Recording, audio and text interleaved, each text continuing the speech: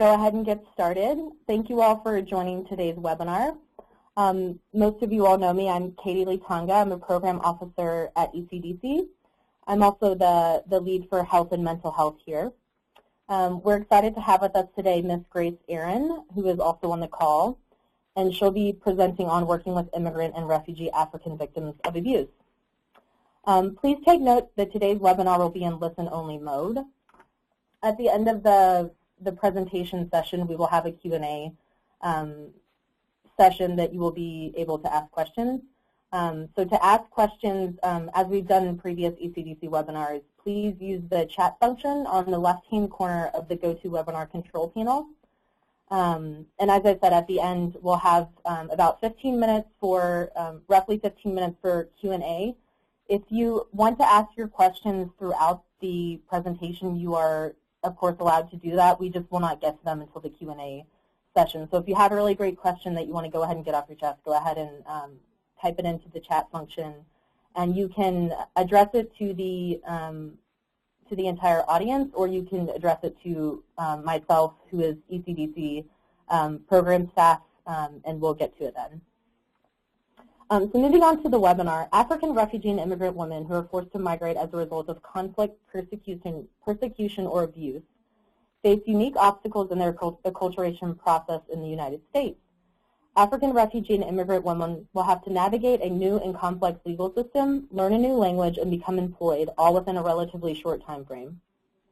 In addition, African immigrant and refugee women may be facing new traumas or have unaddressed past traumas which are adversely affecting their mental health.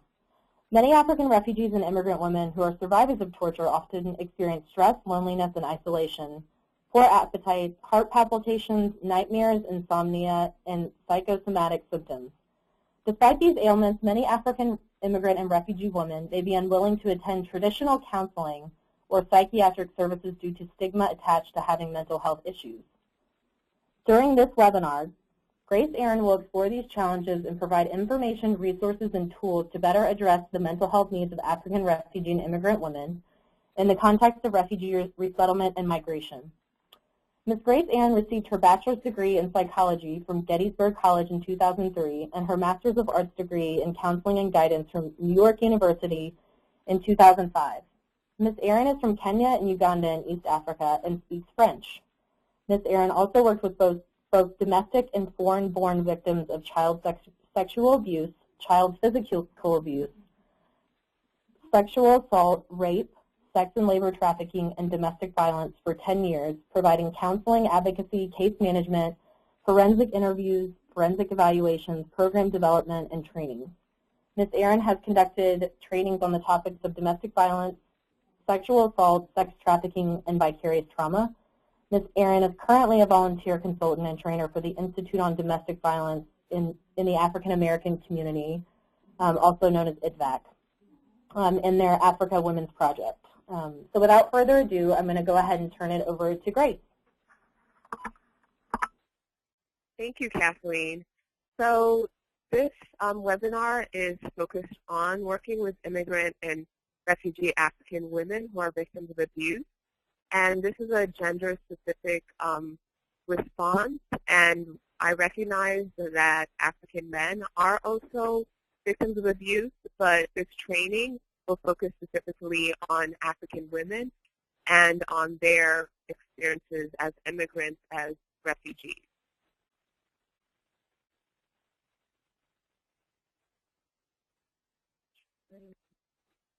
The next page.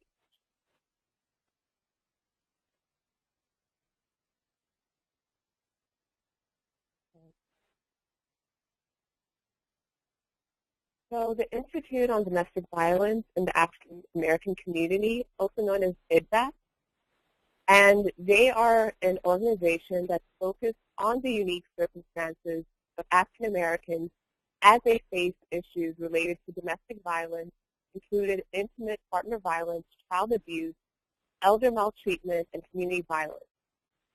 IDVAC's mission is to enhance society's understanding and ability to address violence in the African American community.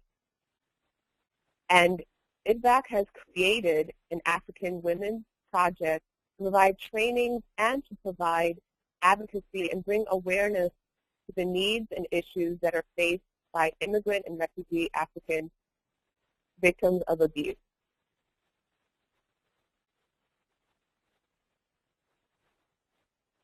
Having problems moving my screen, sorry. So the topic which I would first want to talk about is the co-occurrence of acculturative stress, trauma, and mental health issues among immigrant and refugee African women. And the first topic is migration. So migrating to the U.S. places an African woman in a more vulnerable position because she's leaving her home country. And she has to go through multiple issues when she comes here, navigating a new and complex legal system, finding out eligibility for benefits, whether it's public benefits, legal benefits, finding about new rights, which may not be available in her home country. And for some, it's learning a new language, learning English, or learning to speak English more proficiently. And then also her reasons for migrating. So her reason for migrating is something that I'll cover soon, but this is a really key aspect that puts this woman in a more vulnerable position. In addition to having unaddressed past traumas and then experiencing new traumas. And as we know, if you have unaddressed past traumas, these impact how you'll be able to cope with new traumas as you're facing them. And then in addition, it's experiences of perceived discrimination. And I'll go into this a little bit more at the end of the presentation about what exactly their perceived discrimination is. But it definitely pertains to coming to the U.S. and having experiences that they never had before, in which they're being discriminated in a way they didn't experience in their home country.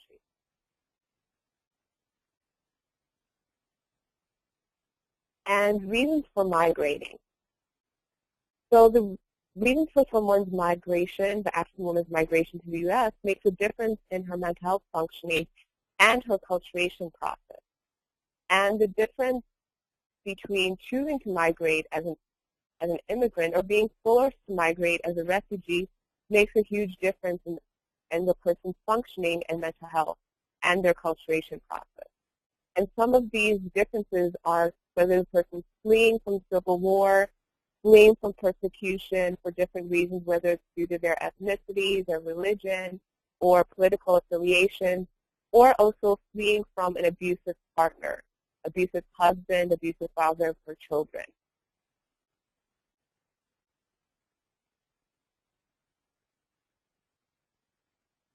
And then trauma. So a forced migration can be traumatic for the African woman. As a refugee, she may have experienced more trauma. She may have witnessed the death of family members and friends. She may have been raped or witnessed family or friends being raped. She may have been tortured or persecuted.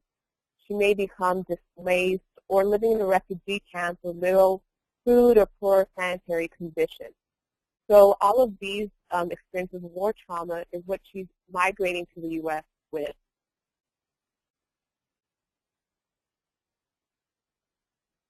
And in addition, also to the trauma, she may be experiencing new traumas currently in terms of domestic violence or sexual assault, and she may have had unaddressed past trauma.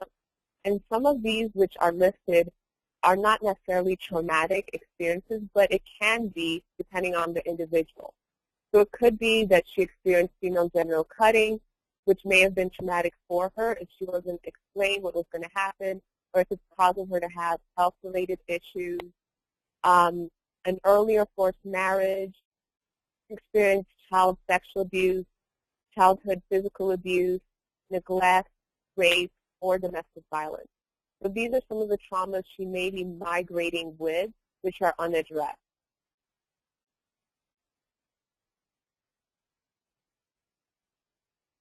And then, of course, mental health. There's inadequate mental health resources in most African countries, And in addition to that, there's the stigma. So many immigrant and refugee African women will migrate to the U.S. with unaddressed mental health issues. And these mental health issues get compounded and become even worse when they're experiencing acculturation stress and new traumas. But despite their mental health functioning, which may be poor at this stage, there's strong resistance from immigrant and refugee African women to attend counseling and psychiatric services.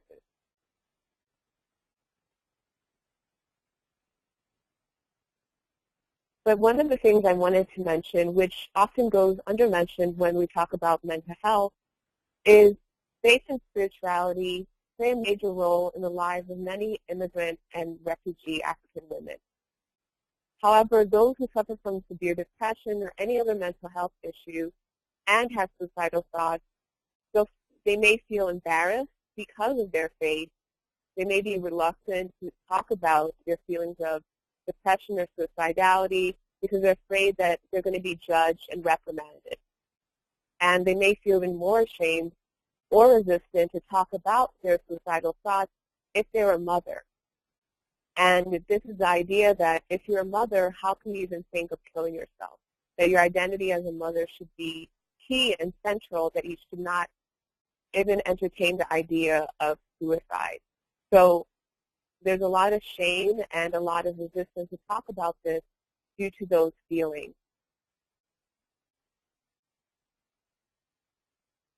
However, the immigrant and refugee African woman's faith and spirituality can also serve as a buffer against suicidal thoughts and attempts. And for many of these immigrant and refugee African women, where their faith is a central part of their identity and of their life, when they're faced with these suicidal thoughts or traumatic experiences, they may turn to prayer, to reading verses from the Bible or the Quran as a way of coping with the stress.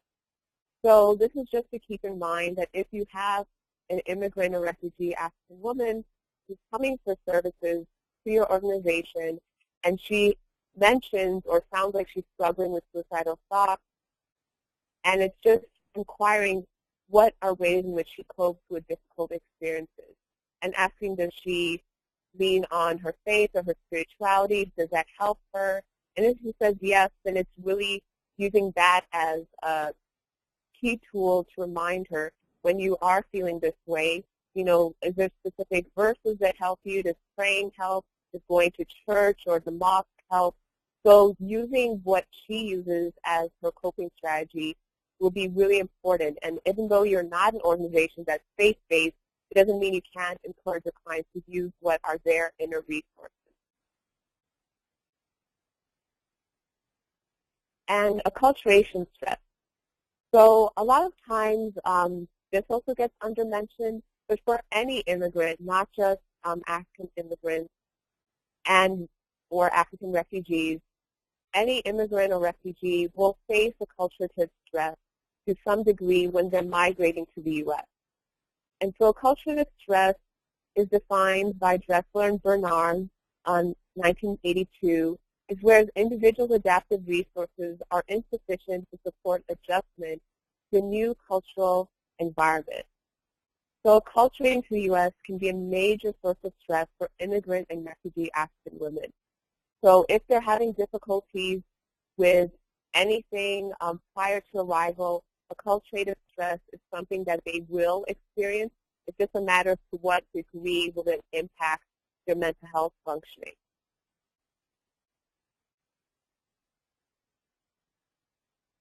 So learning how to adjust to new aspects of their lives in the U.S. can be extremely overwhelming for immigrant and refugee African women because, as I mentioned, for some, they may be coming from countries where it's francophone and they have to learn English, or they may not have gone to school and learned English fluently.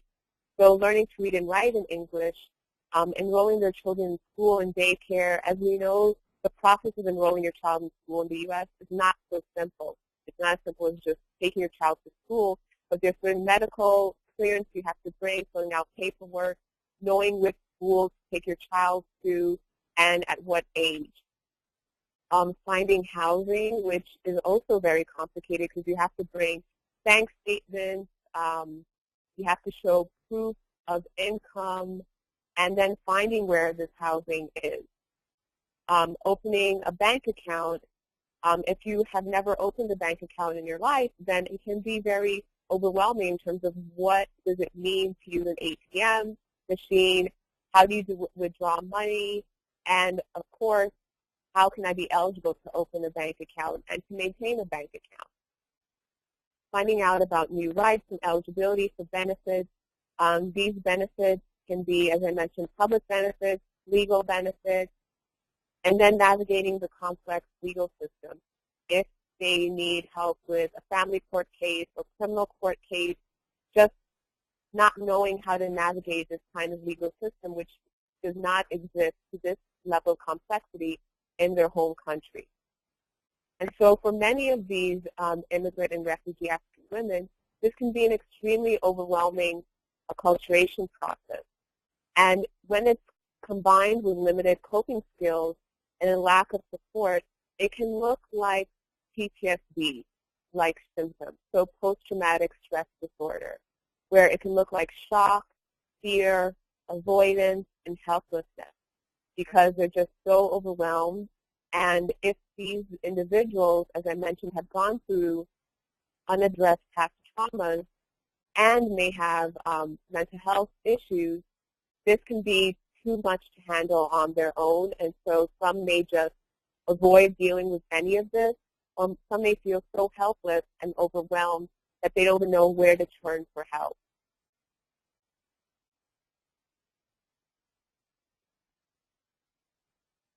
And another important stressor in the acculturation process for immigrant and refugee African women is raising their children in the U.S. context. So the idea that they would like to instill African values while raising their children, but typically a lot of these individuals are residing in low-income neighborhoods which have high crime rates. So there's a lot of fears about, keeping their child safe, especially if they are a refugee and they've already faced war trauma. So then also hearing gunshots in the neighborhood may be triggers for these individuals as well as not knowing who they can trust, who they can't trust. There are also, I've seen clashes that occur between the preteen or teenage children who are acculturating at a faster pace than their mother, and they want the same privileges of dating or hanging out with their friends in the evening as their American peers, where this was not happening in their home country. And so they're coming into a lot of clashes between the parents and the children about what it means to be a preteen or a teenager in the U.S., but being raised in an African household. And so what sometimes happens with this is a shift in power between the mother and the child, and where this immigrant and or refugee African child has acculturated faster, can read, write, speak fluently in English. The child sometimes ends up serving as an interpreter for the mother when she needs help navigating public spaces, whether it's a grocery store, a bank, a school, going to the doctor's office, and also will read mail and make calls on the mother's behalf. So what ends up happening is this power shift can lead to the child using their English proficiency as a tool of manipulation to try to get their mother to give them more privileges and no household chores. Or the child may refuse to do any more interpretation or reading of documents on the mother's behalf. And this becomes really difficult for the mother's acculturation because she is relying on the child to help her. And this is a huge power shift because in their home country, the mother was not relying on the child to do any of these important tasks because she was fluent in the language in that country, whether she was literate or not, and could find an adult who could help her. So this power shift is a huge stressor for immigrant and refugee African mothers.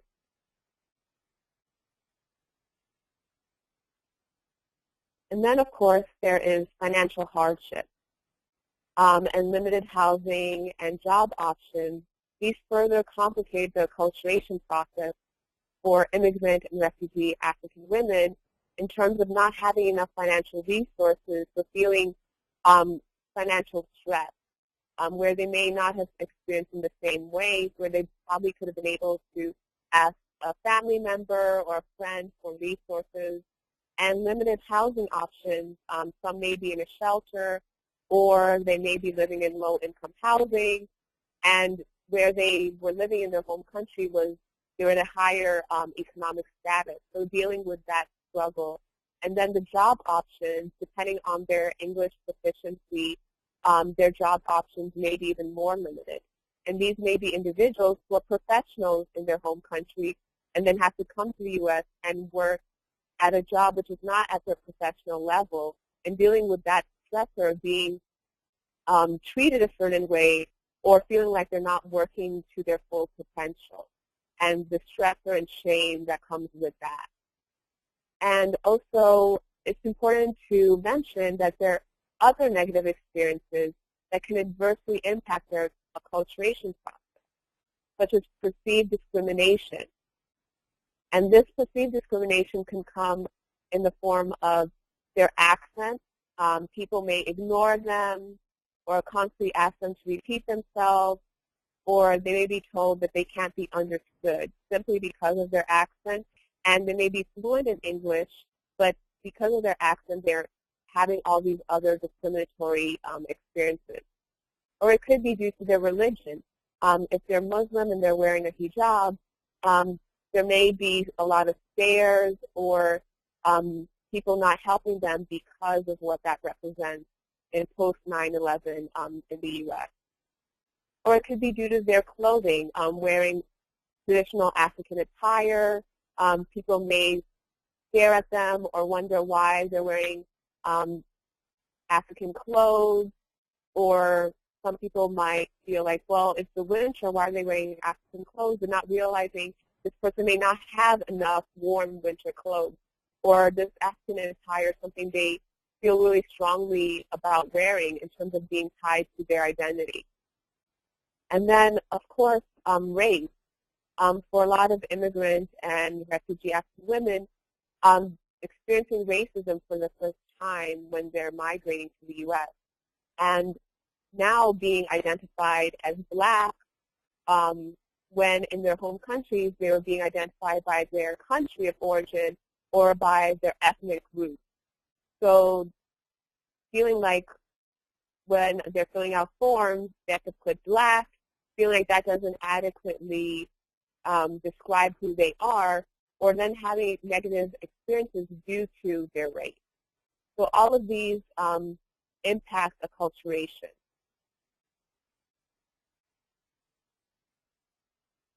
And then some of the unique challenges and barriers that are faced by immigrant and refugee African victims of abuse are mediation by family and religious leaders on domestic violence issues. So this is really important to be aware of if you do have a victim of domestic violence, that typically who she'll go for help, for assistance with her issue, is family and religious leaders. She may not go to a domestic violence agency or speak to her case manager about her domestic violence issues unless it hasn't worked out with her family or with the religious leader's mediation.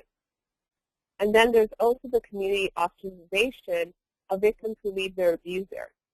So for many immigrant and refugee African women, if they're living in the same community as their other community members, whether from the same country or similar countries, when they choose to leave their abuser, then there is a community reaction to this in which other husbands or other family members may tell their wives not to associate themselves with her, or they won't invite her anymore to any social functions which are really important to her not feeling isolated or to feeling a part of the community, whether it's weddings, religious ceremonies, baby naming ceremonies, funerals. So really that ostracization of victims to leave their abuser with the idea that she shouldn't be breaking her family or breaking her marriage, and she should be trying to figure it out. So that's really where that comes from. And then fear and distrust of law enforcement.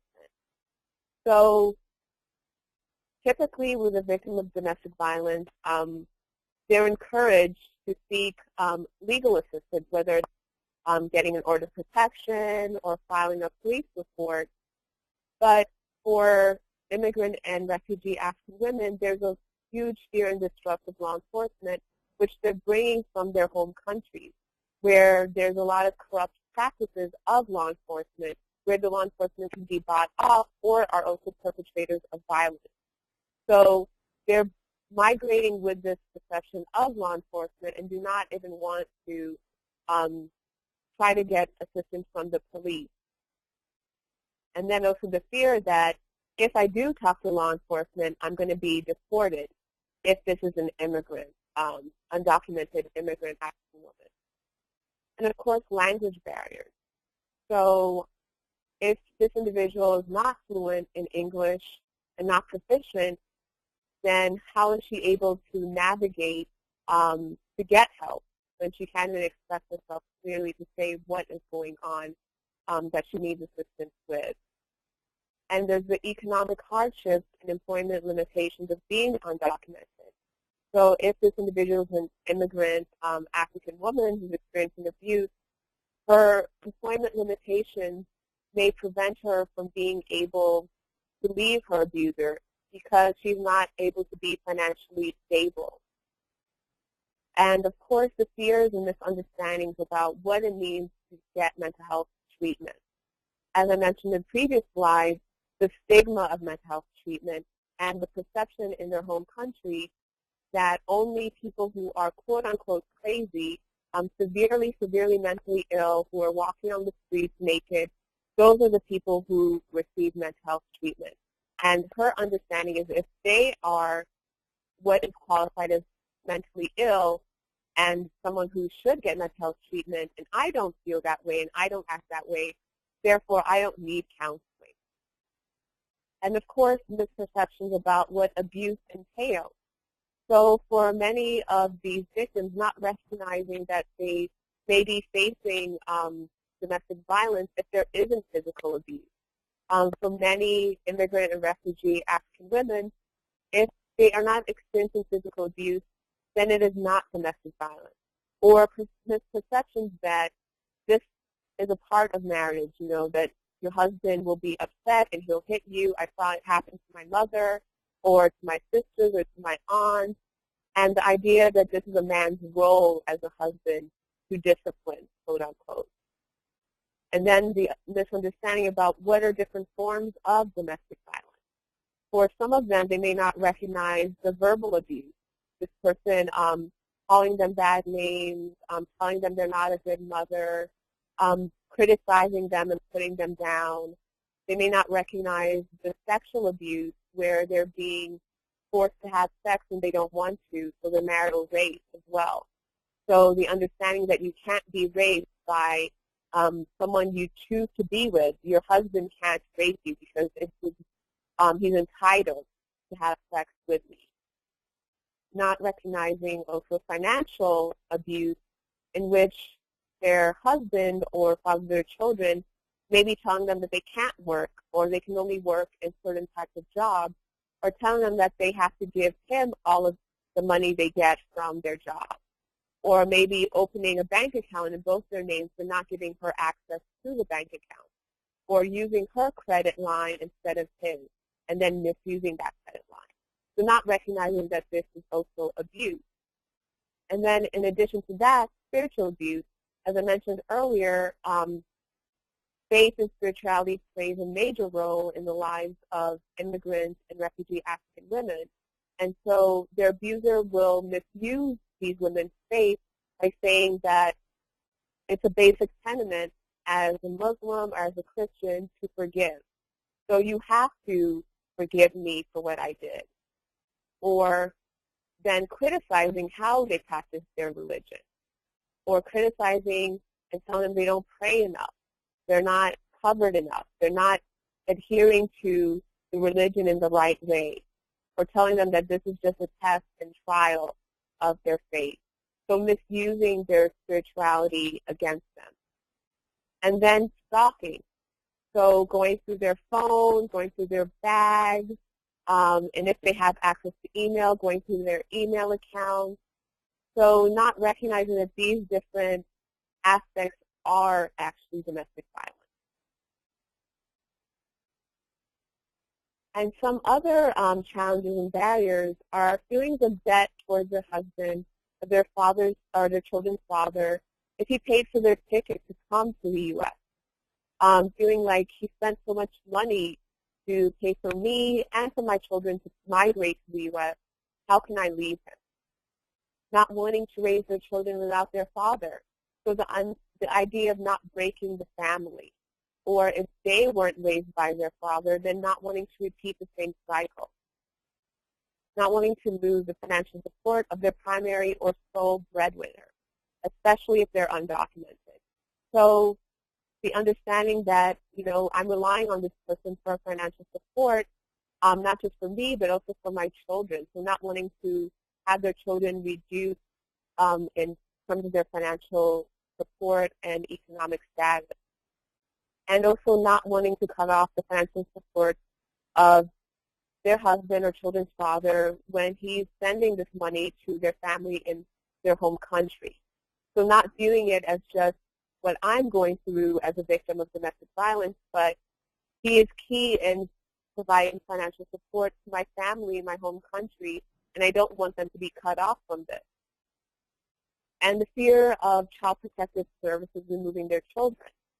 This has definitely happened a lot, and whether there's like a lot of fears and gossip about how it happens without actual real stories about what would make child protective services remove a child.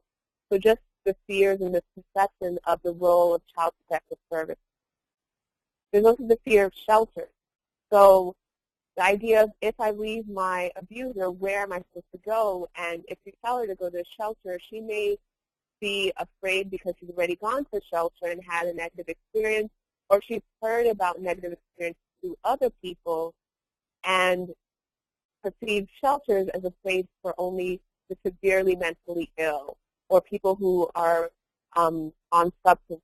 So the idea that I'm not mentally ill, I don't use substances, so why should I surround my children in this kind of unsafe environment? And lack of awareness of legal protections available. So as I mentioned earlier, because of the complex legal system in the U.S., which does not exist in many African countries, the idea of getting an order of protection or filing a police report is foreign for a lot of immigrant and refugee African women. So not knowing how to go about getting an order of protection, or even being aware that an order of protection exists, or how does an order of protection function when they see that it's just a sheet of paper, not really understanding how can this sheet of paper protect me against this person. And then, of course, the feelings of shame and self-blame if they feel like they're causing their husband or their children's father to go to jail. The idea that I don't want this man to go to jail, and I am directly causing him to go to jail.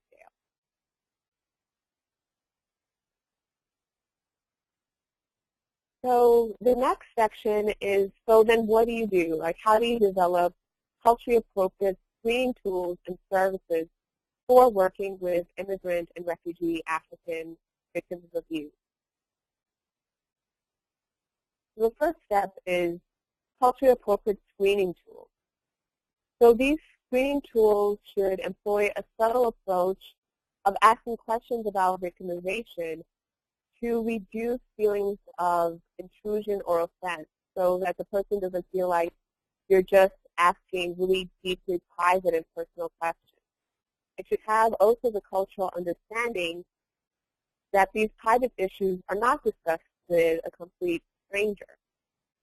So recognizing that as a case manager, you're not the person that she would naturally speak to about any type of victimization. And the screening tool should also reflect understanding that domestic violence is viewed as a marital problem.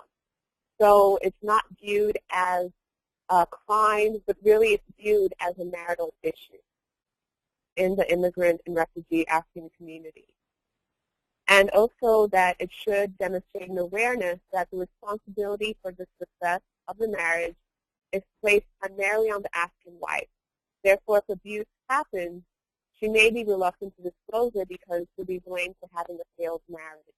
And her identity as a wife is really key and central to her. So the idea of having a failed marriage means that she's not being a good wife. So these are some examples of some culturally appropriate screening questions. For example, with domestic violence, it could be asking, do you have problems with your husband, problems with your children? And if the person needs more prompting, you can say such as hitting you, not giving you money, not letting you take ESL classes or work, calling you bad names. With sexual assault screening, it could be, has anyone ever forced you to have sex or touched your body in a way that made you feel uncomfortable or that you did not like?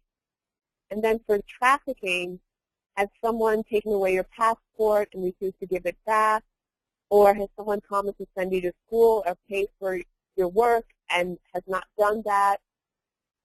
Are you afraid of leaving your job? Are you afraid that someone will hurt you or your family if you leave your job? So these are just some ideas of culturally appropriate screening questions to ask. So if you ask these questions, what do you do if the client then does disclose, yes, I am a victim, or says, yes, this has happened to me? So with any victim of abuse, it's just really important to build rapport and trust, to remind the person that this abuse is not their fault, and remind them that they don't deserve to be abused. And they're getting reinforced through whether it's community members, through family members, through their abusive partner, that it is their fault. Acknowledging that talking about this takes a lot of strength and bravery. And finding out, of course, if they're still in a relationship with their abuser, and finding out if they currently live with or near their abuser. Finding out about their current support system. Assessing their English proficiency and literacy before giving them information and referrals related to domestic violence, whether it's a shelter, order protection information. You don't want to give them information if they can't read it. And definitely doing safety planning for every individual who says yes to any of those kind of questions. And then also telling them that there is options. There is domestic violence shelter. There is also homeless shelter. There is getting medical care. They can get medical care if they do have physical injuries. And if applicable, there is immigration assistance in terms of a T visa for victims of trafficking, a U visa for victims of any kind of abuse, whether it's trafficking, sexual assault, domestic violence. There is a VAWA self-petition, which is for any immigrant woman who is married to a U.S. citizen or green card holder. And then there is asylum, depending on what their situation is. But most importantly, is just reminding them that they're in control of their decisions and that they have options, and that your role is really to support them, to respect their decisions, and to help them stay safe. And this is really important because you may feel like you want to really help this individual and may start telling them what to do. And this is where you may lose a client, and because they're in a situation where they've already been controlled and abused, we don't want to then take away their power once again. So really just giving them these options and asking them what they want to do, and reminding them that you'll help them if they leave their abuser or not, which is really important. So as I mentioned earlier, the safety planning, this is done with any victim of domestic violence, and it's assessing her support system, including members from her church, her mosque, people in her home country, assessing for community monitoring, can she safely come for services, about a community member reporting her whereabouts to her abuser, finding out if her abuser goes through her bag or her phone, so you can know if you can safely give her any kind of information, even your business card. Assessing if her abuser has threatened to send their children to their home country or has threatened not to bring their children from the home country if she doesn't comply with his wishes. Assessing if the abuser has threatened to call the police or immigration, if she doesn't obey him. Assessing if she has access to her important documents, not just hers, but her children's, like birth certificate, social security card, health insurance, food benefits card. And if she does want to go to the emergency shelter for domestic violence, then telling her to leave when her abuser is not at home, not talk about this in front of the children because they may repeat the plans in front of him, and to put these important documents into a bag, and that she can't take all her clothing and toiletry items with her to these shelters, but only a few items. And also, if she's leaving, she has to be safe when she's leaving, because if she leaves with suitcases, there may be someone who will see this and alert her abuser. And then, of course, there's culturally appropriate mental health screening. As I mentioned earlier, African culture does not place an emphasis on psychological processes.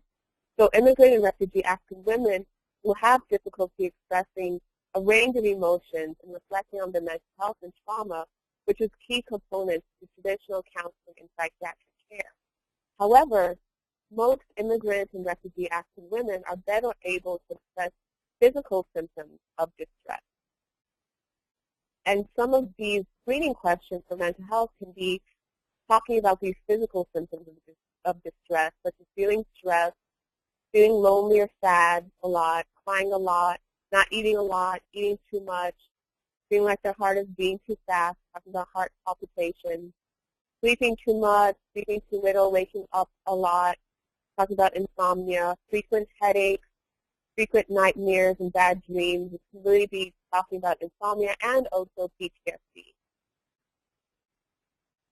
And then with culturally appropriate counseling services, these should be implemented in a way that does not use mental health terminology, which the immigrant and refugee African women are associating with psychiatric care.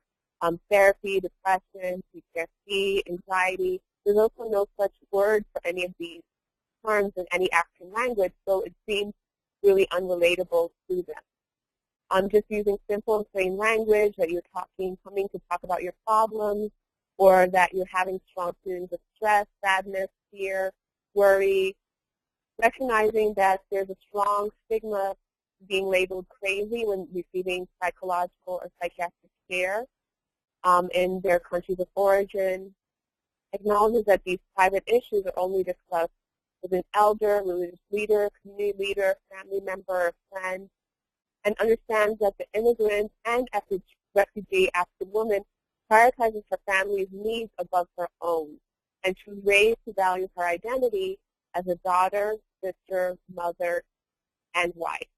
So when asked, what do you want to do, she might give you a blank stare because her identity is in relation to someone else, but more of asking her what would be she would think is best for her children. Other key tips to creating culturally appropriate counseling services is engaging in discussions about how her victimization is affecting her overall health, affecting her relationship with her children, her family, her community members. This is relating to her key identity, using a non-confrontational psychoeducational component of giving information on these different forms of abuse: physical abuse, verbal abuse, spiritual abuse, reproductive abuse, financial abuse, stalking, isolation, and asking her if she's ever had any of these experiences as we explain what these different abuses look like. Assessing for her pre-migration traumas. What made her move to the U.S.? What experiences did she have before she left?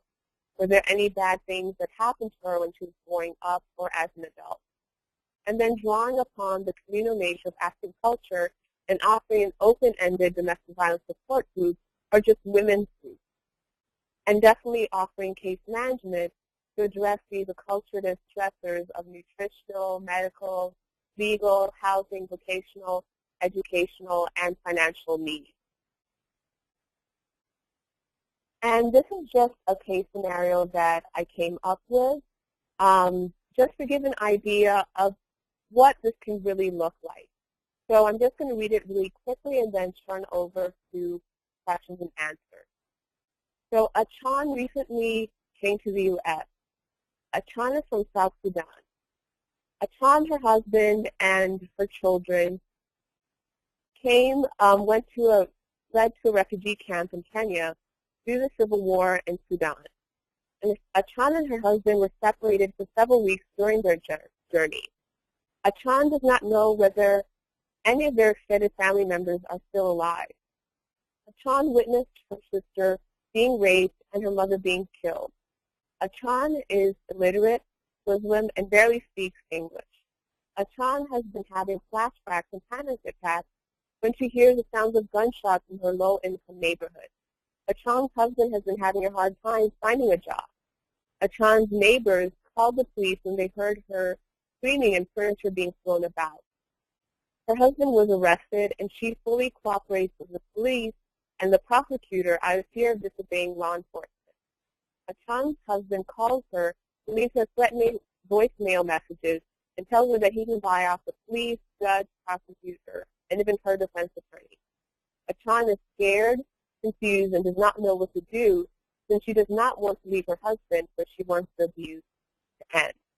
So this is just a case scenario of what domestic violence and war trauma and mental health issues can look like for a refugee African woman.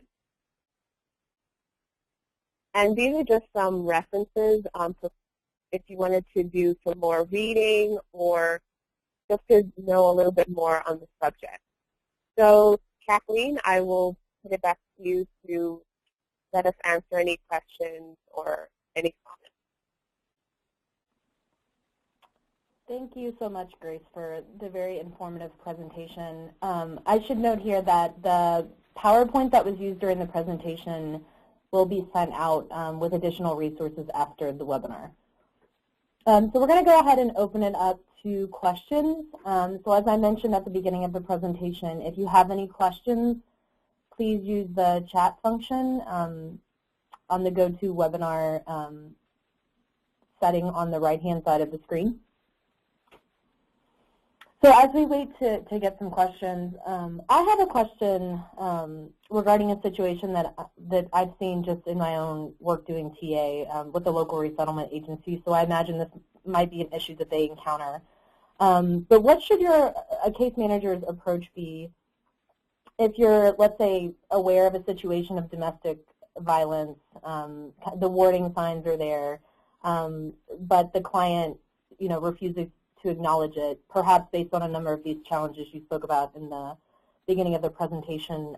But in these situations, how do you think a case manager should approach this, or what should their role be in addressing the problem? So, great question. So as I mentioned earlier, I think on the previous slide, the role of anyone who is working with an individual who's faced domestic violence, it's really important to remind ourselves that it's their decision and that they have the option.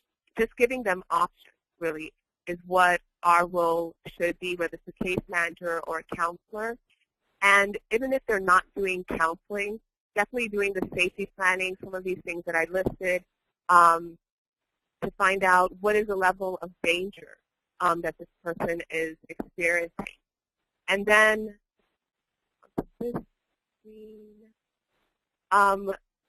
giving them information about what domestic violence is.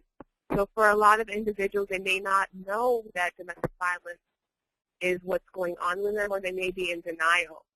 So just giving them information about the different forms of domestic violence and asking them if this has ever happened to them. So telling them that, in the U.S., domestic violence is labeled as such, and some of the different forms of domestic violence can be physical abuse, or it can be verbal abuse where he's calling you bad names, cursing at you. It can be spiritual abuse where he's telling you you're a bad Muslim, bad Christian, or he makes fun of how you pray. Reproductive abuse, he's telling you that you can't use certain type of birth control, that it's haram or that it's a sin.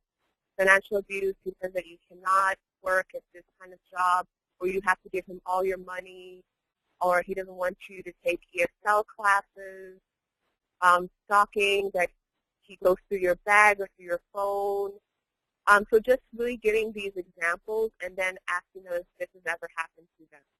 So you're being non-confrontational, which is really important, because if this person is in denial, you're just going to push them even more away from you. So the approach of giving information and letting them decide what they want to do. So telling them there is shelter, there is an order of protection or a police report. So giving them information, there's immigration assistance, and then letting them decide what they do or don't want to do. Okay, great. Thank you. We have a question from one of our participants. I'm just going to read it. What about the option of getting a civil protection order so that she and her children can stay in her home, and instead the abuser has to leave? So in what is your experience with this option, and in what situations would this be applicable? So this is what I mentioned in terms of getting an order of protection. I'm going to speak in terms of New York, because that's where I'm familiar with the laws. But in New York, any victim of abuse can go to family court and to make a petition for family court order of protection. And in that petition, it can be where she's saying she wants limited order of protection, meaning they can still reside in the same household, but he's not allowed to harass or hurt her physically. Or it can be a stay away order of protection in which she wants him to stay away from her. And if he doesn't, then he will be arrested. So she can petition for an order of protection in family court, and the judge will, of course, say yes or no, and she can request that she wants to stay in the house. But the only difficulty comes if she's not able to financially pay for the house. That's where the difficulty happens in terms of the apartment or house, like if she cannot financially afford it. But she can definitely decide not to go to shelter, but decide, I want to stay in my apartment and I want him to leave.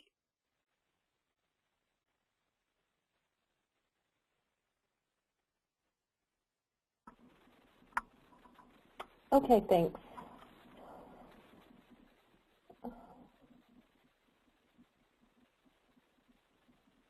If you have any questions at this time, I encourage you to please ask them. I'm going to ask one more question, but after that we will potentially wrap up. So if you do have a question that you'd like to have answered by Grace, please, I ask that you ask it within the next few minutes. I have a question just going back to the issue of stigma.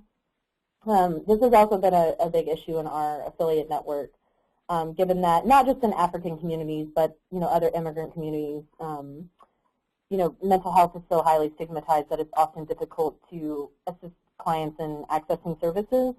And I'm not sure how much work you've done with local resettlement agencies on the issue of stigma, but I'm wondering if you could maybe talk a little bit more about how local resettlement agencies or even just ethnic-based community organizations can possibly work with community or faith leaders to destigmatize mental health. Do you think there's any role that our local agencies can play in addressing that issue?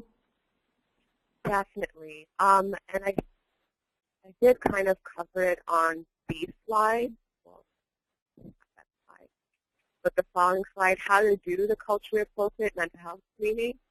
So not using the language of which the clients associate with this stigma, which is therapy, depression, So using the mental health language, but really just saying to the client, you know, I want you to go to talk to someone, and especially if you do these screening questions, which I mentioned for mental health, asking these different questions and asking them, you know, if they've experienced any of these, and if they say yes, then telling them, do you want these feelings to go away? And if, of course, they'll say yes, I don't want to have nightmares, I want to be able to sleep properly, I don't want to cry so much.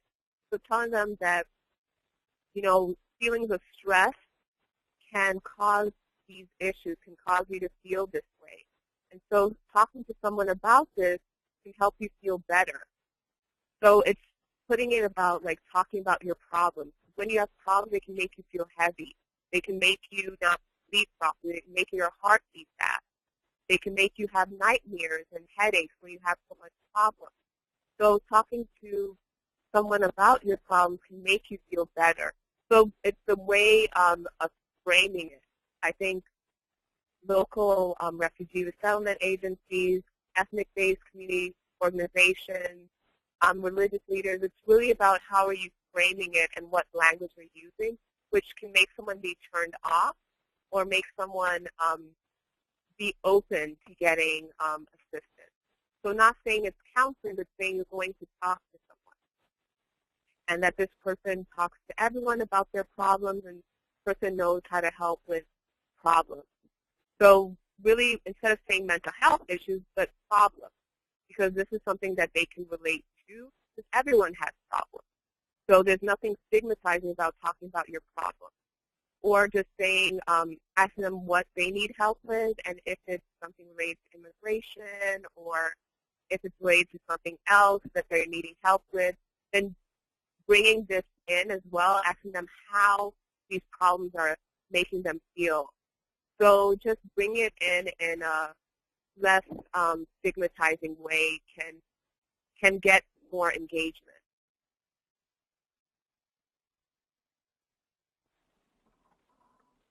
Thanks, Grace. Just waiting a few minutes to see if we have any more questions. One of our participants, and you've talked a little bit about this, but I'm wondering if you could just talk more in depth about under what circumstances does a caseworker have a responsibility to report an issue of domestic violence, and to whom should they report? So this kind of goes back to what we were talking about before in terms of a client not wanting to disclose or not feeling comfortable. But do refugee resettlement, from your perspective, do refugee resettlement caseworkers or social workers for that matter have a responsibility to report issues of domestic violence even though a client does not disclose? Or perhaps they do. I would say no, unless the domestic violence has impacted the children in a certain way. If the child has been physically injured by the domestic violence, the child has witnessed domestic violence. And so there are different mandated reporting requirements, and I think that's the only thing case managers or social workers should adhere to when it comes to domestic violence reporting. I don't think they should report it if there isn't a mandated reporting issue of child abuse. So I think those are the guidelines to which these refugee resettlement agencies should decide what are they going to do about this information, is if it's related to mandated reporting about child abuse. But if the client themselves does not want to talk about their domestic violence, I don't think it's our role to then report it unless there's a child abuse issue. Okay, great, thanks.